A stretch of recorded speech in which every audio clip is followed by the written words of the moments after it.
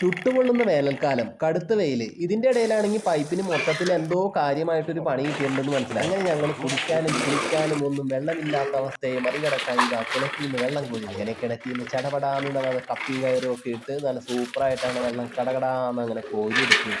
ഇത് കണ്ട ഈ കുന്ന് കയറി വേണം വീട്ടിലേക്ക് പോകാനായിട്ട്. ചെറിയൊരു പൊക്കവും താഴ്ചയൊക്കെ ഉണ്ട് ഞങ്ങളുടെ വഴിക്ക്.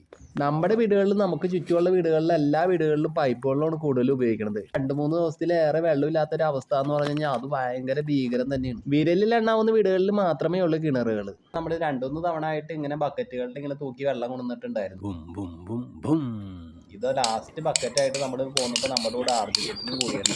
ആർജിക്കുട്ടിൻ്റെ കയ്യിൽ 2 കോല് കിട്ടിയിട്ടുണ്ട്. ആ കോല് വെച്ച് പുള്ളിക്കാരൻ തന്നെ പുള്ളിക്ക് തോന്നിയ രീതിയിൽ കൊച്ചിപ്പാടി ഒരു മ്യൂസിക് ഒക്കെ ഇട്ട് അങ്ങനെ വെള്ളം കൊണ്ടുവന്നത് അടിപൊളി ജോറാക്കി അങ്ങനെ ഞങ്ങൾ അവിടെ മാറ്റിയിട്ടുണ്ട്. ഇന്നത്തെ പരിപാടി പൂർത്തിയായിട്ടുണ്ട്. വെള്ളം കൊണ്ടുവരില്ല അങ്ങനെ ഏകദേശം പൂർത്തിയായിട്ടുണ്ട്. അത്യാവശ്യത്തിന് വെള്ളമൊക്കെ നമുക്ക് കിട്ടിയിട്ടുണ്ട്. ഓക്കെ.